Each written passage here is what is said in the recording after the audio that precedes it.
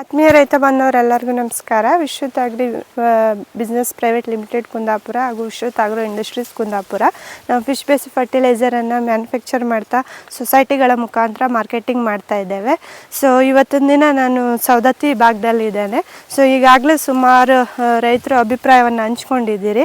ಅದೇ ರೀತಿ ಮತ್ತೊಬ್ಬ ರೈತರು ನಮ್ಮ ಗೊಬ್ಬರಗಳನ್ನು ಬಳಕೆ ಮಾಡ್ಕೊಂಡಿದ್ದಾರೆ. ಅವರ ಅಭಿಪ್ರಾಯನ ತಿಳ್ಕೊಳ್ಳೋಣ. ಸರ್ ನಮಸ್ತೆ. ನಮಸ್ತೆ ಮೇಡಮ್. ನಿಮ್ಮ ಹೆಸರು ಸರ್? ಅರ್ಜುನ್ ನಿಂಗಪ್ಪ ಕೋಟಿ ಅಂತ ಹೇಳಿ. ಓಕೆ, ಇದು ಯಾವ ಊರು, ಯಾವ ತಾಲೂಕು? ನಮ್ಮದು ಹಸುಂಡಿ ತಾಲೂಕು, ಸವದತ್ತಿ, ಬೆಳಗಾಂ ಡಿಸ್ಟಿಕ್ ರೀ. ಓಕೆ. ಸೊ ಯಾವ ಬೆಳೆಗೆ ನಮ್ಮ ಗೊಬ್ಬರ ಬೆಳ್ಕೊಂಡು? ಇದು 13,436 ವೆರೈಟಿ ಇದೆ. ಓಕೆ. ಸೊ ಎಷ್ಟು ಎಕರೆ ಇದೆ ಸರ್? ಇದು 3 ಎಕರೆ ಇದೆ ರೀ. 3 ಎಕರೆ ಇದೆ. 3 ಎಕರೆಯಲ್ಲಿ ಎಷ್ಟು ಎಕರೆಗೆ ನಮ್ಮ ಗೊಬ್ಬರ ಬಳಕೆ? ಇದು 3 ಎಕರೆಗೆ ಬಳಕೆ ಮಾಡಿ. ಇದು ಅಚ್ಚ ಕಬ್ಬ, ಕುಳೆ ಕಬ್ಬ? ಕುಳೆ ರೀ, 3ನೇ ಕುಳೆ. ಓಕೆ. ಸೊ ಹಾಕಿದಾದ ನಂತರ ವ್ಯತ್ಯಾಸ ಏನು ಗಮನಿಸಿದೆ ಸರ್? ನಮ್ಗೆ ವ್ಯತ್ಯಾಸ ಏನಾಗಿತ್ತು ಅಂದ್ರೆ, ಮೊದಲು ಇದು ಸ್ವಲ್ಪ ಗಣಕಿ ಗಿಡ್ಡ ಆಗ್ತಾಯಿತ್ತು. ಇವಾಗ ಗಣಕಿ ಜಾಸ್ತಿ ಬಂದಿದೆ ನೋಡೋಕಲ್ಲಿ. ಮತ್ತು ಕಲರ್ ಇದೆ. ಅಲ್ಲಿಂದ ಡಾಟ್ಸ್ ಅದು ಏನಿಲ್ಲ ಇಲ್ಲಿ ನಮ್ಮ ಹೊಲದಾಗ. ಮತ್ತು ಡಣ್ಣು ಉಳಿದು ಇದನ್ನು ಏನಿಲ್ಲ. ಓಕೆ. ಡಣ್ಣು ಉಳಿದು ನಮ್ಮ ಇದರಾಗಲಿ ಏನಿಲ್ಲ. Okay sir. ಅಂದ್ರೆ ಮೊದಲು ಸೈಜ್ ಈ ತರ ಬರ್ತಾ ಇತ್ತು, ಇವಾಗ ಈ ತರ ಸೈಜ್ ಇನ್ಕ್ರೀಸ್ ಆಗಿದೆ. ಸೈಜ್ನು ಜಾಸ್ತಿ ಇದೆ ರೀ.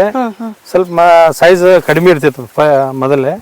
ಈ ಸೈಜ್ ದೊಡ್ಡದು ಬಂದಿದೆ ರೀ. ಓಕೆ. ಸೊ ಬೇರೆ ರೈತರಿಗೆ ಏನು ಹೇಳಕ್ ಇಷ್ಟಪಡ್ತೀರಿ? ಹಾಕ್ಬೋದ್ರಿ. ಇದನ್ನ ಹಾಕಿದ್ರೆ ಭಾಳ ಚೆನ್ನಾಗಿ ಬರ್ತದೆ ಅನಿಸ್ತದೆ ನಮ್ಗಂತ. 3ನೇ ಕುಳೆ ಇದ್ರಿ ಇದು. 3ನೇ ಕುಳೆ ಅಂದ್ರೆ ಭಾರಿ ಚೆನ್ನಾಗಿದೆ. ಓಕೆ. ಸೊ ಮೊದಲು ಕಟಾವ್ ಮಾಡಿದಾಗ ಎಷ್ಟು ಇಳುವರಿ ಆಯ್ತು ಸರ್? ನಮ್ದು ಟೋಟಲಿ ಕಟಾವದಾಗ ಹೋಗಿರ್ತೈತಿ. ನಾವು ಸಪ್ರೇಟ್ ಮಾಡಿರಂಗಿಲ್ಲ. ಒಂದು ಅಂದಾಜು ಸರ್, 3 ಎಕರೆಗೆ ಸೇರಿ? ಅದು ನಮ್ದು 3ನೇ ಕುಳೆ ಅದು 40 ಟನ್ ಬಿದ್ದಿತ್ತು. ಅದು 3 ಎಕರೆಗೂ ಸೇರಿ ಅಲ್ಲ, ಪರ್ ಏಕರ್.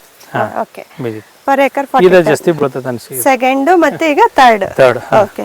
ಯಾಕಂದ್ರೆ ಸರಾಸರಿ ನಮ್ ಗೊಬ್ಬರ ಹಾಕಿದಾಗ ನಾವು ಅಬ್ಸರ್ವ್ ಮಾಡಿದ್ದು ಬೇರೆ ಎಲ್ಲಾ ಕಡೆ ಕೊಟ್ಟಿದ್ದೇನಿದೆ.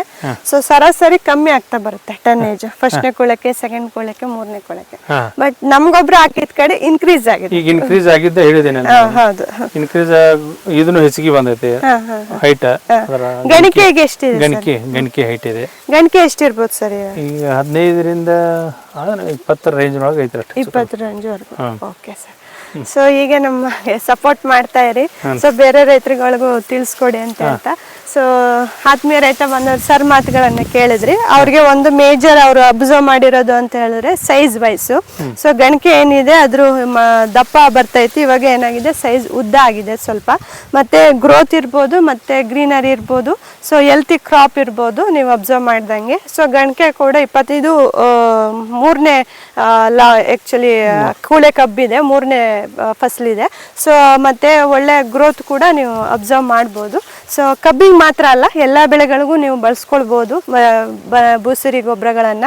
ಸೊ ಇಲ್ಲಿ ನಮ್ಮ ಸವದತ್ತಿ ತಾಲೂಕಿನ ರೈತರು ಏನಿದ್ದಾರೆ, ಅಸುಂಡಿ ಸೊಸೈಟಿಯಲ್ಲಿ ಅವೈಲೇಬಲ್ ಇದೆ ಗೊಬ್ಬರಗಳು.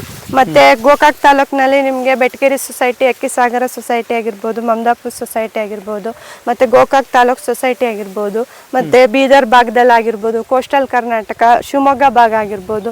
ಸೊ ಎಲ್ಲ ಕಡೆ ನಮ್ಮ ಗೊಬ್ಬರಗಳು ಅವೈಲೇಬಲ್ ಇದೆ ಸೊಸೈಟಿಗಳಲ್ಲಿ ಮತ್ತೆ ರೈತ ಉತ್ಪಾದಕ ಸಂಸ್ಥೆಗಳಲ್ಲಿ. ಸೊ ಬೇಕಂದ್ರೆ ಸಂಪರ್ಕ ಮಾಡ್ಬೋದು. ಎಲ್ಲ ಬೆಳೆಗಳಿಗೂ ಇದು ಒಳ್ಳೆ ರಿಸಲ್ಟ್ ಅನ್ನ ಕೊಡ್ತಾ ಇದೆ. ಸೊ ಇನ್ನೂ ಹೆಚ್ಚಿನದಾಗಿ ರೈತರು ಅವರವರ ಬೆಳೆಗಳನ್ನ ನಮ್ಮ ಗೊಬ್ಬರಗಳನ್ನ ಬಳಕೆ ಮಾಡಿಕೊಂಡು ಅಭಿಪ್ರಾಯ ಹಂಚ್ಕೊಂಡಿರ್ತಾರೆ. ನೀವು ಅದನ್ನ ನೋಡ್ಬೋದು.